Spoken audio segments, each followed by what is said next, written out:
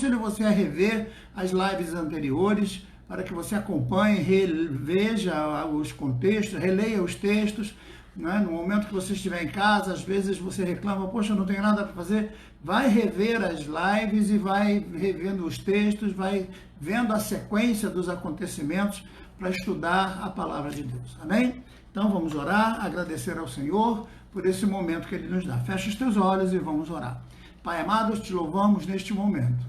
Queremos engrandecer o Teu nome, pela Tua presença, Senhor, já conosco, pelo Teu Espírito que nos motiva a estarmos juntos, por todos aqueles Teus filhos, alguns chegando do trabalho, outros, infelizmente, trancados dentro de casa sem poder sair, mas todos estamos neste momento adorando a beleza da Tua santidade. Recebe a nossa adoração, recebe o nosso culto, recebe o nosso louvor, Senhor, para que nós possamos dar a Ti aquilo que está na nossa alma e possamos também receber de Ti a Tua unção, a Tua graça, a revigoração da presença do Teu Espírito em nossas vidas. Te louvamos por tudo, já te adoramos e glorificamos em nome de Jesus.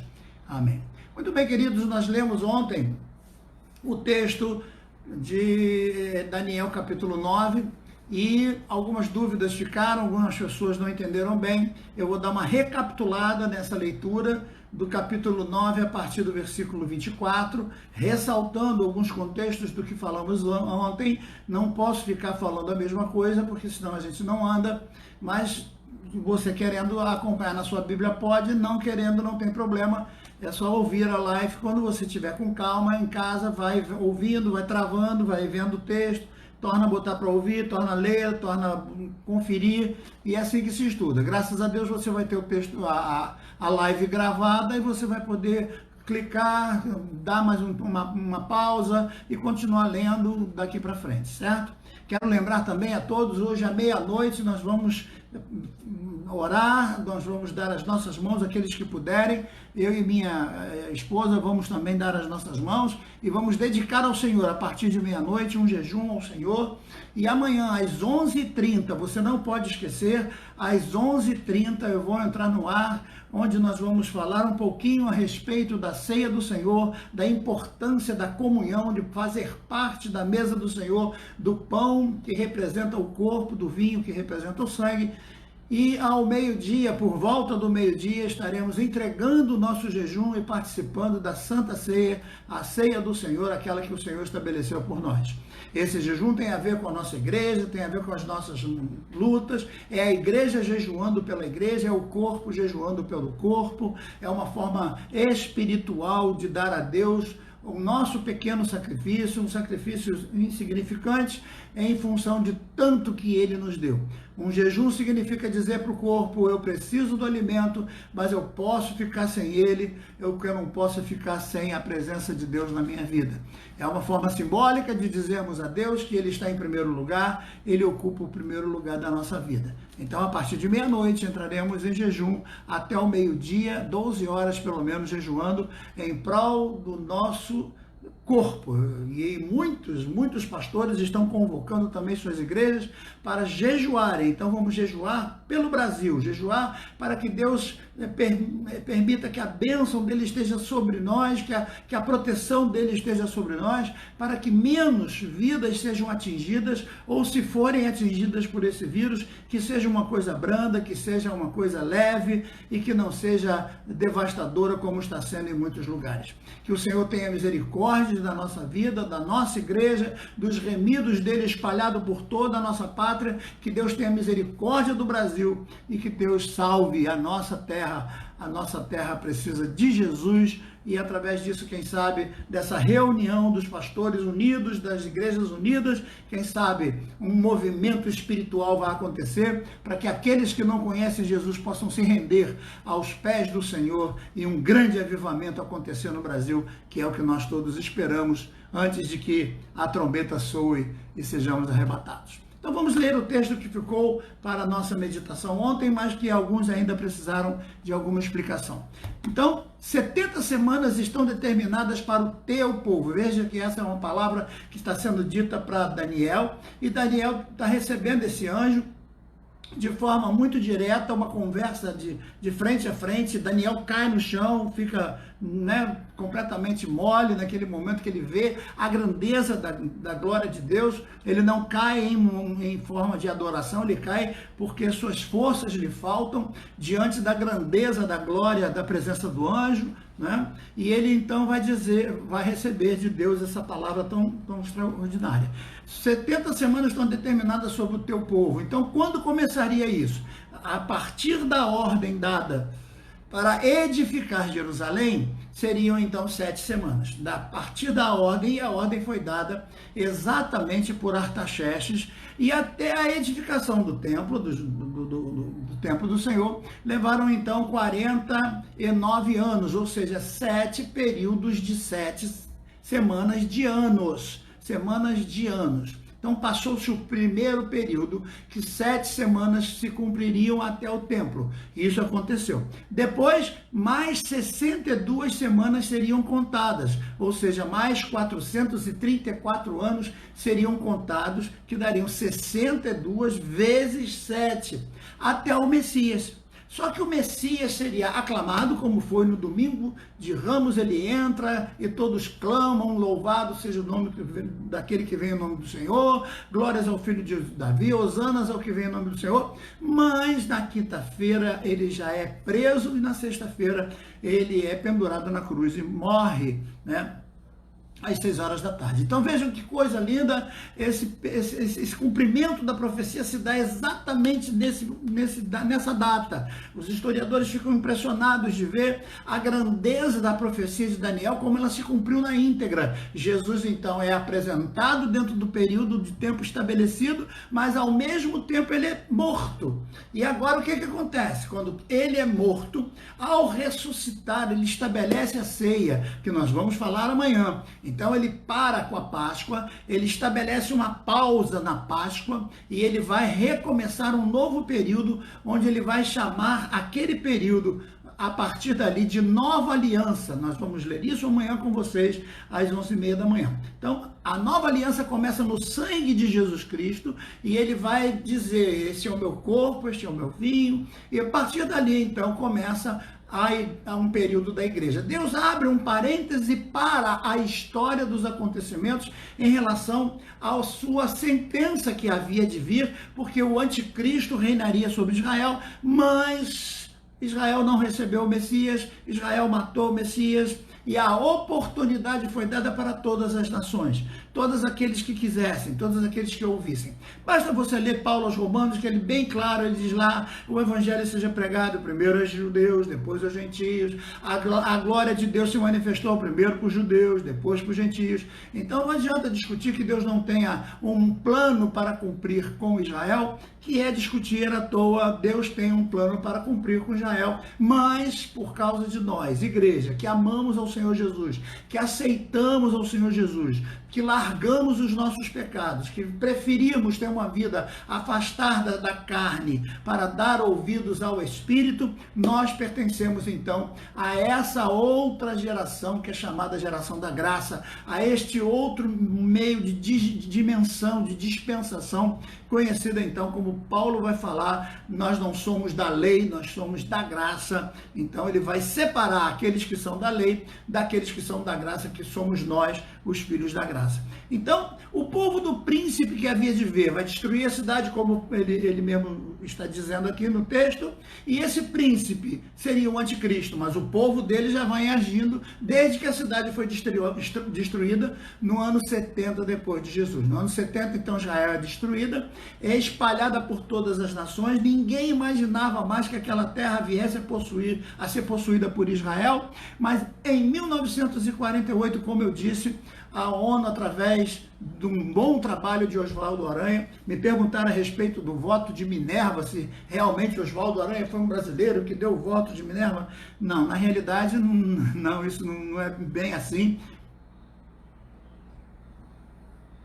Oswaldo Aranha participou nos bastidores, convencendo a todos os representantes das nações na ONU a votarem a favor de Israel. Então o trabalho dele foi muito importante nos bastidores, convencendo todos os representantes, todos os embaixadores, para votarem a favor de Israel. Essa foi a preciosa contribuição de Oswaldo Aranha, porque senão a votação terminaria contra o Estado de Israel permanecer como Estado e seria inaugurado em 14 de maio de 1948, como foi. Mas Oswaldo Aranha conseguiu, conquistou vários votos, um dos mais difíceis foi o voto da Argentina, né, que tinha um pezinho no nazismo, inclusive, e nós, graças a Deus, vimos o tempo dos gentios se completar e esse período em Jerusalém se completar, como a gente já estudou no passado. E agora esse povo do príncipe assolando a cidade, destruindo a cidade, e nós já falamos sobre isso, e essas são as dúvidas que nós tínhamos que tirar a respeito desse texto. Então eu fiz aqui uma comparação interessante das duas vindas do Senhor Jesus, para que você compare com muito carinho, com muita dedicação, com muita calma, esses dois textos importantes, esses dois eventos diferentes. Quando se fala, então, na volta do Senhor Jesus, a gente tem que saber o que o texto está falando. A gente tem que perceber se o texto está falando da volta de Jesus no sentido do arrebatamento, do rapto, e para isso aí nós vemos que ele não vem visivelmente, ele fica na nuvem, e nós é que somos levados, de acordo com os textos que nós já lemos aqui, Lucas 17, do 34 em diante, já lemos aqui Tessalonicenses, já lemos a carta aos Coríntios, enfim, já lemos vários textos onde Jesus fica nas nuvens e nós somos levados, né? Um será tomado, outro será deixado, já lemos todos esses textos e explicamos com calma. E a vinda de Jesus em glória, onde todo olho verá. Aí está em Apocalipse capítulo 1, verso 7, o capítulo 24 de Mateus fala a partir do versículo 30, Lucas também fala no capítulo 21, versículo 26, que todo olho verá, todos, ele verá nas nuvens com grande poder e grande glória. Zacarias profetiza, o próprio Atos dos Apóstolos, capítulo 1, fala que ele vem exatamente para pisar no Monte das Oliveiras para ser glorificado por Israel. É ali que ele vai prender o falso profeta, ele vai prender o anticristo. Note que ele não diz que vai prender a besta, eu vou explicar isso depois, porque a besta não é uma pessoa, né? O anticristo será uma pessoa, um ser humano possuído e apoiado por um falso profeta que também vai ser possuído, duas pessoas, e formando uma trindade, porque a organização, a forma de governo, o jeito dele reinar, que é a capacidade de estar em todos os lugares, olhando as pessoas e controlando as pessoas, o sistema usado pelo anticristo.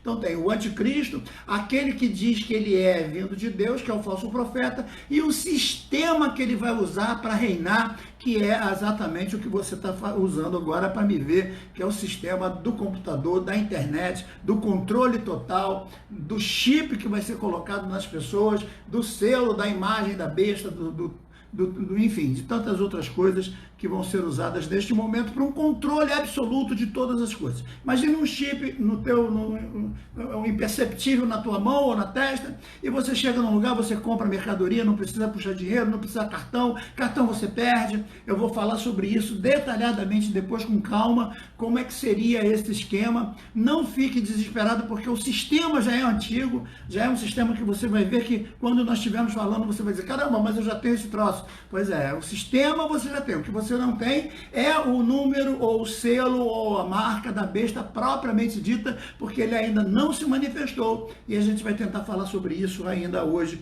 se o Senhor nos permitir. Então veja, na primeira vinda seria assim, né? Uma vinda para a igreja e uma vinda para Israel, numa separação de mais ou menos 7 anos, quer dizer, um período, um 7 de Deus, que para a gente pode ser 7 anos, ou pode ser um pouquinho mais, um pouquinho menos. Na primeira, então, ele fica na nuvem e a igreja é levada ao som das trombetas, mas só quem ouve essas trombetas são os crentes. Os outros vão ver Jesus voltando depois, já com esses crentes glorificados num corpo angelical. No primeiro, na vinda para a igreja, Cristo virá buscar a igreja, ele virá para arrebatar, ele virá para tomar. Por isso que João capítulo 14 e outros textos mais vai dizer onde Jesus vai exatamente ele vai roubar um, levar um, raptar um e deixar o outro e tal. Já no contexto dos santos chamados Israel, porque santos pode ser igreja, santos pode ser Israel, Os textos de Zacarias mostram, de Tessalonicenses, mostram que ele virá com todo o poder e toda a glória visível no céu. Então, primeiro ele vem invisível, leva a igreja, depois ele vem visível para todo o povo e para toda Israel, para todos poderem contemplar. Na primeira ele vem buscar, na segunda ele já vem com os santos glorificados, certo? Então, na primeira Jesus vem solteiro para buscar sua noiva e se casar. É o simbolismo que nós vemos lá de Paulo aos Coríntios no capítulo 11. É um símbolo, porque nós, a igreja, somos a noiva de Cristo. Assim como Jesus usou esse símbolo várias vezes, que o noivo e as virgens e tal. Então as virgens são a igreja. Parte dela, infelizmente, não vai estar com azeite, não vai subir. A gente vai falar sobre isso quando explicar Apocalipse sobre a igreja de Laodiceia. E parte da igreja vai estar preparada, que é Filadélfia, a igreja que sobe. Quando a gente estiver lendo Apocalipse também vamos explicar isso. Já quando ele vier com a sua noiva em glória e esplendor, a noiva já vem com seu adorno, com todas as suas majestades, né? Então primeiro há o casamento. Antes do casamento a noiva recebe o seu adorno, a noiva é vestida para o casamento com vestidos especiais de branco puríssimo. Não confunda as vestes daqueles que têm vestes brancas com aqueles que serão salvos também, mas terão vestes salpicadas de sangue. Aqueles que sobem com Jesus no arrebatamento serão vestes brancas, sem nada, sem mancha, sem nada, de linho puro, branco, branco, branco. Mas os outros que vierem da grande tribulação, que não vão para o inferno, mas também não vão receber as vestes purificadas, não vão sentar em trono, vão ficar abaixo do trono, mas vão ficar vivos, reinando no reino de Jesus. Essa é uma forma da gente entender que a pregação do reino vai dar certo. Muitos não vão para o inferno, mas também não vão para o céu, né, como nós. Isso difere então, por isso que lá em Lucas capítulo 12, Jesus já fala dessa vinda dele, da grandeza dele e dessa majestade toda. Então é importante que a gente entenda esse contexto, para a gente não se perder nas análises que temos que fazer, certo? Então eu preciso fazer uma abordagem sobre Apocalipse, e eu queria que você entendesse um pouquinho Apocalipse. Eu estou com a minha Bíblia aberta aqui, e eu quero que você agora perceba uma coisa interessante. Se você puder abrir a sua Bíblia, senão você abre depois. No capítulo 1, nós vamos ver que a abordagem do Senhor no que tange ao capítulo 1, João está escrevendo. João é chamado por Deus para escrever aquelas coisas que ele está vendo.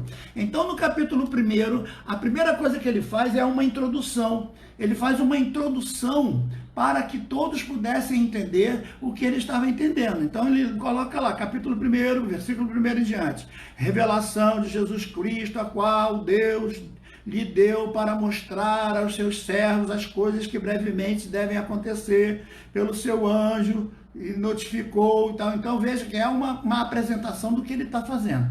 Depois ele vai ver a relação do que Jesus vai fazer em relação aos acontecimentos sobre a terra. Então ele vai mostrar no capítulo 1 essa revelação, vai se auto-revelar para João de uma visão extraordinária já glorificado, onde seus pés não estarão mais sangrentos, serão pés de bronze, onde sua cabeça será gloriosa. Enfim, no capítulo 1 é uma apresentação de Jesus glorificado em toda a sua honra, em toda a sua pompa, não mais naquele corpo mortal que foi machucado, que foi moído, que foi sangrado, como nós vemos aí nos crucifixos, nas procissões e tal. Depois, então, ele vai passar para o capítulo 2 e o capítulo 3. É importante que você entenda que a sequência desses capítulos, ele fala em relação a nós, igreja,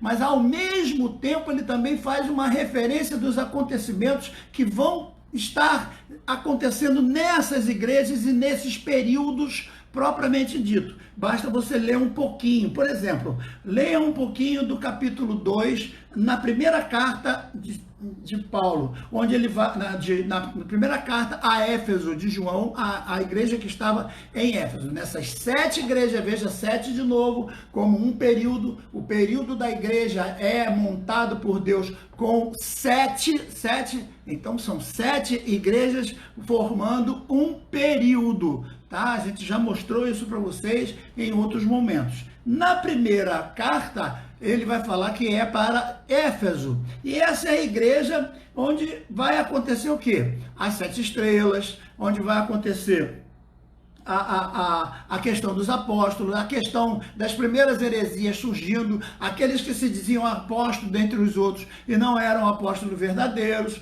e precisaram ser destituídos, precisaram ser banidos do meio dos outros, porque muita gente quis ser tratado como apóstolo, teve gente que quis comprar, inclusive, os dons espirituais para poder falar em línguas estranhas também e tudo mais. Então, essa primeira igreja é a igreja apostólica, é aquela que os apóstolos vão trabalhar com ela e tal. Logo depois dos apóstolos, eles não se preocuparam muito em formar discípulos, uma coisa que infelizmente aconteceu porque eles esperavam que Jesus voltasse logo ali nos dias deles. Então, os poucos que formaram discípulos, dentre eles foi o apóstolo Paulo, que formou Tito, que formou Filemão, que formou o Epafrodito, que formou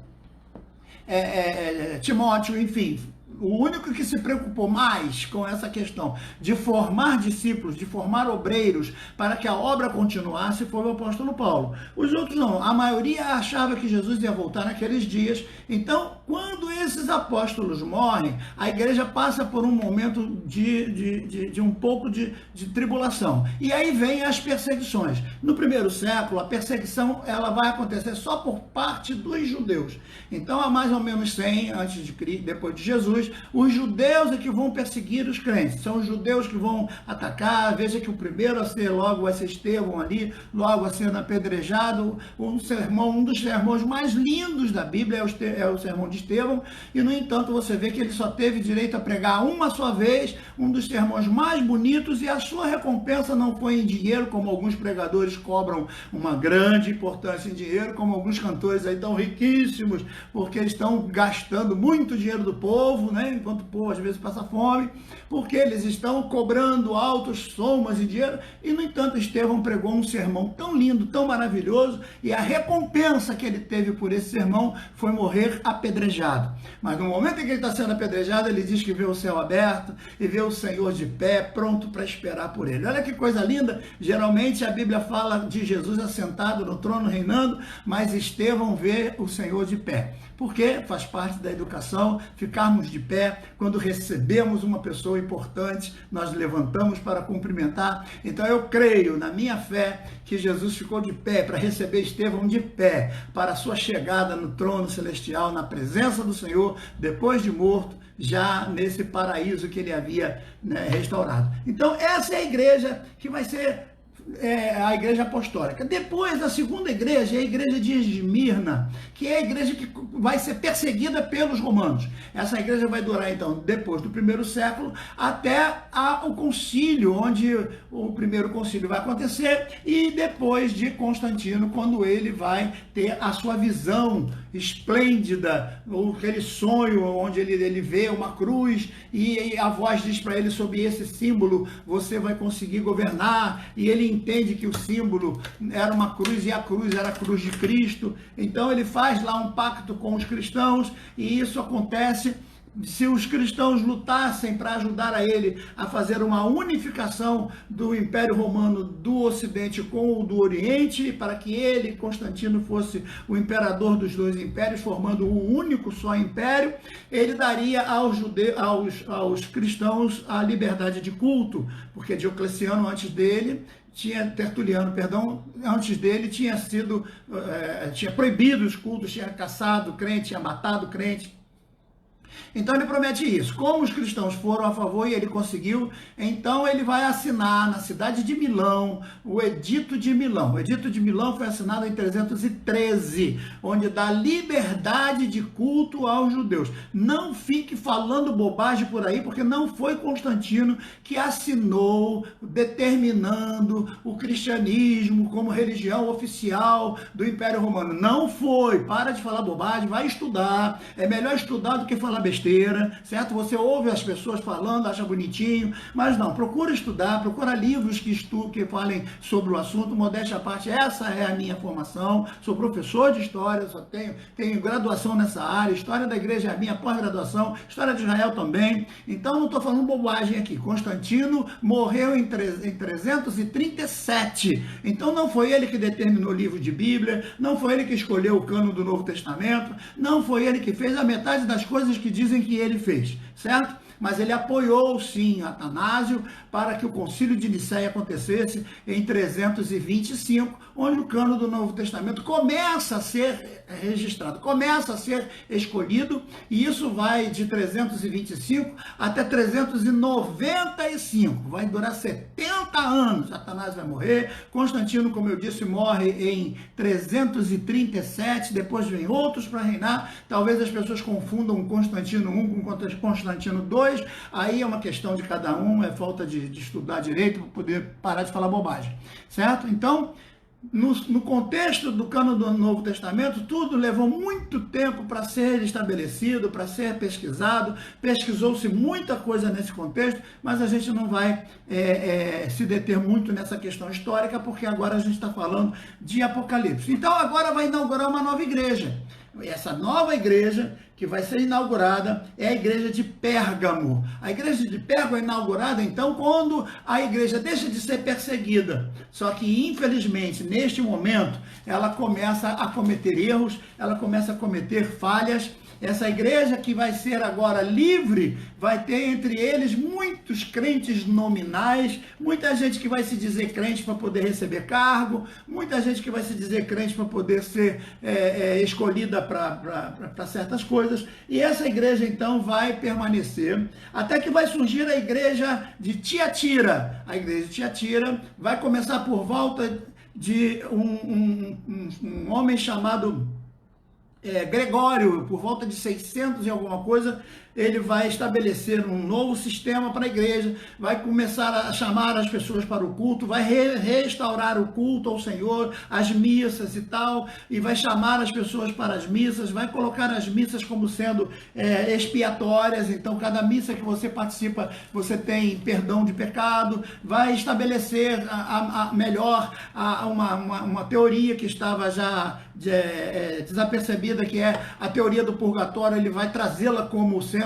uma doutrina. Então essa é a igreja que nós vamos ver nesse contexto, certo? Depois o tempo vai passando e vem a igreja de Sardes. Essa igreja de Sardes é a igreja do protestantismo, é a igreja de um avivamento teológico, é a igreja que vai surgir. Então veja, a igreja de Tiatira continua de pé, ela está em pé até hoje, ela está aí até hoje, é a igreja católica que nós conhecemos, mas dentro da igreja católica tem muita gente com fé, dentro da igreja católica tem muita gente que crê no Senhor Jesus e que aceita o sangue de Jesus como Salvador. Não cometa o erro de achar que dentro da igreja católica tem gente que não crê em Jesus, porque você pode se machucar, certo? É um julgamento precipitado. Lá tem gente que conhece a Bíblia, tem gente que conhece a fé que nós conhecemos, que professa o Senhor Jesus como Salvador e que não aceita a divindade dos santos como nós também não aceitamos, certo? Então não caia na asneira de pensar que só existe salvação na igreja protestante, porque não é assim. Mas surge então a igreja protestante. Depois surge a igreja pentecostal, a igreja do avivamento, que vai começar por volta de 1700 e alguma coisa, no século XVIII. A igreja do avivamento pentecostal na Inglaterra, essa igreja que vai ser chamada então de igreja de Filadélfia. E agora, nesse último século, tem surgido a última igreja, que é de Filadélfia. Então veja, a igreja de Sardes ainda está de pé, a igreja de Tiatira não deixou de existir, nós ainda temos a igreja católica pregando, muitos lugares, padres estão pregando melhor do que pastores, me perdoe, eu estou falando a verdade, não adianta eu tirar, né? Estou falando a verdade, tem muito padre pregando a verdade, pregando Jesus como Senhor e dizendo que Maria morreu, não está viva, não é rainha de nada. Tem muito padre pregando a verdade, sim, temos que falar a verdade. A segunda igreja aqui, que ainda está de pé, é a igreja de Sardes, que é a igreja da renovação no sentido teológico, onde eles vão abolir a ideia do purgatório, o papado e tantas coisas, essa questão das 95 teses. A igreja de Filadélfia, que é a igreja do poder pentecostal, a igreja do avivamento pentecostal, que começa nos movimentos wesleyanos.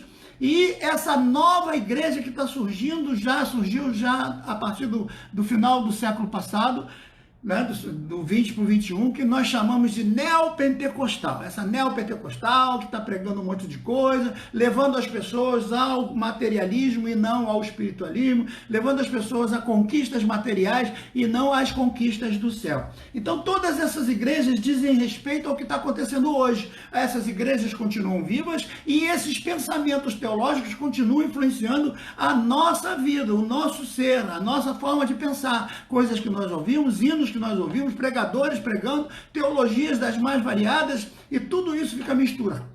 Perdão. Fica misturado na cabeça das pessoas. Mas note que agora vai acontecer uma coisa interessante. Ele vai citar então no capítulo 2 de Apocalipse. Note, capítulo 1 é a apresentação tanto do livro quanto do Senhor Jesus Cristo em glória. Capítulos 2 e 3, as igrejas na sua história, nos 7 períodos da igreja que estão vivos hoje. Não pense que a igreja de Laodiceia não pode ser você, que você pode ser. Não pense que a igreja de Sardes não seja você, que você também pode ser. Tá? Cuidado aí, tente analisar, veja lá cada igreja a que você se enquadra, porque é melhor você ficar nessas todas aqui. Eu aconselho você ficar em Filadélfia, porque é a única que tem a porta aberta, a porta que dá para o céu. Jesus é a porta, ele é o caminho, ele é a verdade e a vida. É uma igreja que prega o pentecostalismo, prega a salvação, prega os dons espirituais, prega que o Senhor Jesus vem para salvar, e vem para curar, e vem para batizar com o Espírito Santo, e vem para arrebatar a igreja. É um evangelho quadrangular, como pregam as igrejas quadrangulares.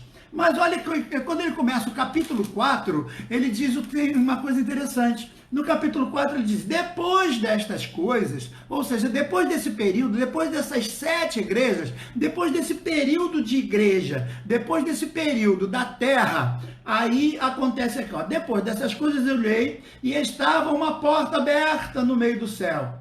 E a primeira voz, que como de trombeta ouvia falar comigo, disse, sobe aqui. Então agora no capítulo 4, João vai deixar de olhar para a história dos homens na terra, para a história da igreja na terra, e ele vai subir agora para ver o que está acontecendo no céu. Então, depois desse período da igreja na terra, ele sobe para ver a igreja no céu. Então, no capítulo 4, no capítulo 5, a igreja está no céu. A igreja são os 24 anciãos. A igreja é representada pelos 24 anciãos. Notem esses 4 animais, que depois eu quero falar com calma. Eu estou aqui só citando a divisão de Apocalipse para vocês, com muita pressa por causa da hora, mas eu quero que você depois, com calma, acompanhe comigo, porque nós vamos ler, se Deus quiser, se Deus permitir, se tomara que ele venha antes e me leve. Eu estou torcendo para que ele me leve logo, sabe? Me leve todos vocês, a igreja logo seja arrebatada, todos nós.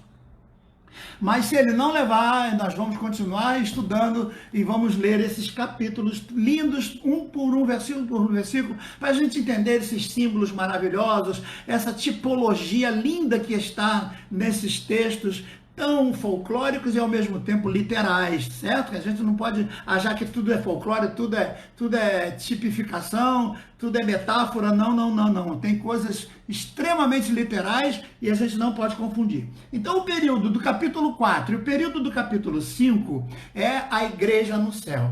Quando termina o capítulo 5, ele vai ser conduzido pelos 4 animais. Depois eu vou falar quem são esses 4 animais e o que eles representam. Você vai ver esses mesmos animais, são 4 animais com 4 rostos, rosto de homem, rosto de leão, rosto de boi e rosto de de águia, certo? Eles representam o quê? Lá em Ezequiel capítulo 1, você vê esse mesmo ser aparecendo para Ezequiel, quando Ezequiel vê o céu se abrindo e vindo alguém com essas características.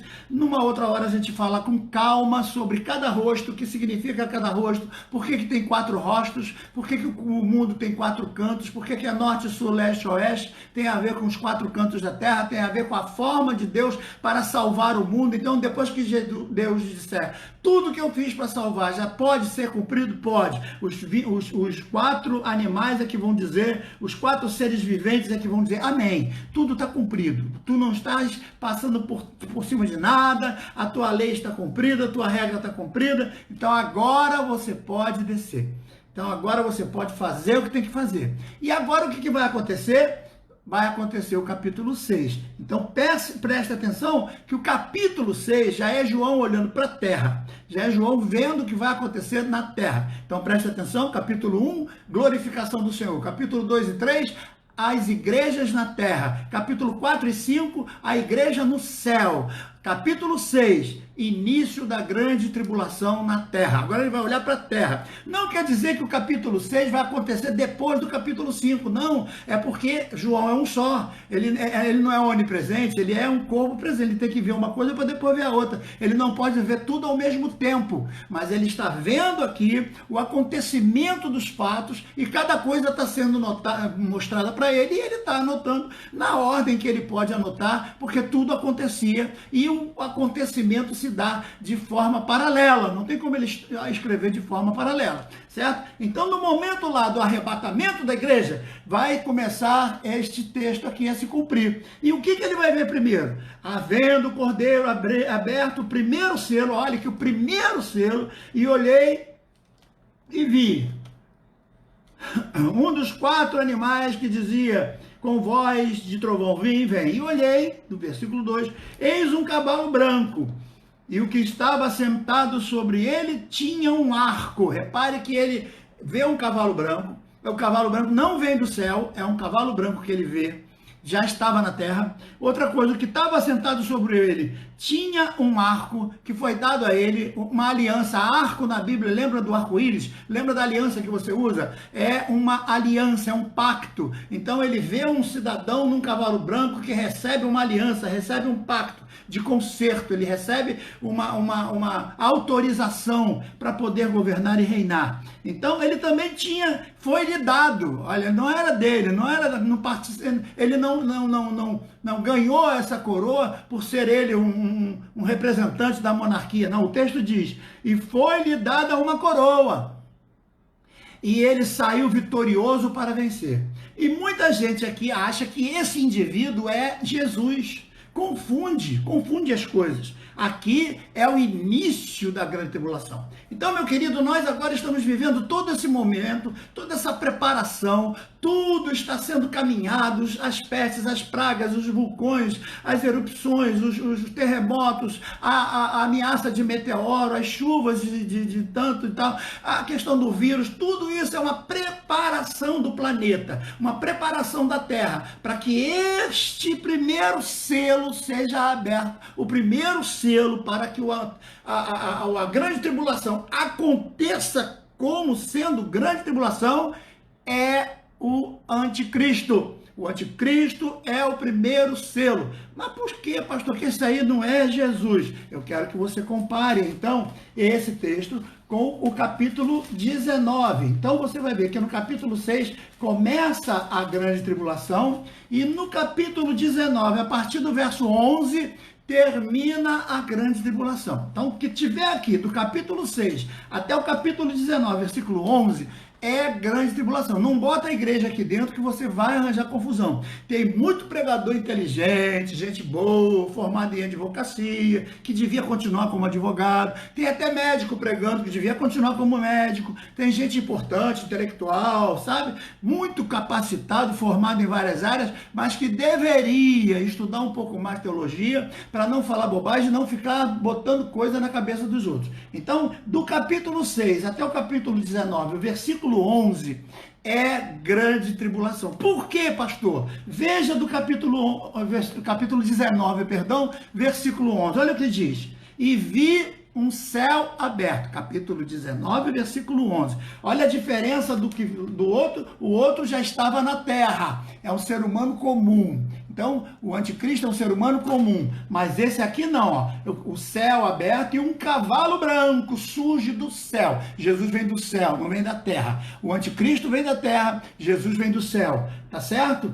E o que estava sentado sobre ele se chama fiel e verdadeiro. O primeiro não tem nada de fidelidade, não tem nada de verdadeiro, pelo contrário, ele vai quebrar o pacto no meio, ele vai trair todo mundo, ele é um cidadão que não tem caráter, não tem moral, não tem compaixão, não tem nada. Mas esse aqui do capítulo 19, versículo 11 em diante, não. Ele é fiel e verdadeiro, julga e peleja com justiça. Os seus olhos eram como chama de fogo, e sobre a sua cabeça havia muitos diademas, e sobre tudo um nome escrito que ninguém sabia senão ele mesmo. Estava vestido com uma veste salpicada de sangue, e o nome pelo qual se chama era a palavra de Deus. Ele é a palavra viva. Jesus é a palavra viva que vai se manifestar sobre a terra, e todos vão ter que se curvar a ele. Todos vão ver ele vindo num grande cavalo branco, e os seus santos seguindo ele para reinar sobre a terra, onde todo joelho se dobrará. Aí não vai ter jeito, aí todo mundo vai ter que se curvar, toda boca vai confessará, todo homem vai se curvar apavorado. Por quê? Porque ele está vindo em grande majestade. Eles querem ver para crer. Bem-aventurados somos nós que não vimos para crer. Hoje o povo anda atrás de milagre querendo ver para crer. Não, meu amigo, não caia nessa cilada. Você não tem que ver nada. Bem-aventurados são os que não viram, mas creram. Você e eu. Eu nunca vi anjo, mas eu creio que ele exista. Eu nunca vi o céu, mas eu creio que ele está lá. Eu nunca vi Jesus, mas eu creio que ele está aqui agora. Ele está aqui dentro motivando, me empurrando para frente, me levantando, me animando para falar com você, para falar essa mensagem a você, que Cristo está vivo e vive dentro de você e quer levar você a um novo